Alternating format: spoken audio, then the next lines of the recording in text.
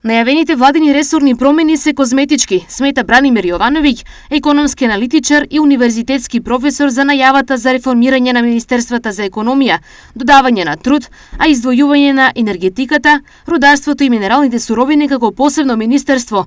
Вели, наместо да има кратење на министерствата и рационализација на државните институции, сега повторно ќе има дуплирање.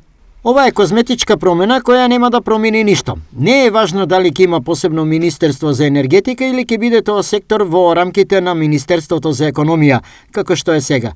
Битно е што ќе прават тие луѓе што се таму, а ние за тоа ништо не слуштавме. Размислува Јовановиќ. Поради ова професорот Јовановиќ овие реформи однапред ги смета за пропаднати. Тоа само покажува колку е безидејна оваа гарнитура. Тие просто не знаат што да прават сега кога дојдоа на власт и ке глумат правење реформи, кои се само префрлање од шупливо во празно. Вели Бранимир Јовановиќ. За Јовановиќ друг проблем е и тоа што овие промени ќе значат дополнително оптеретување на државниот буџет.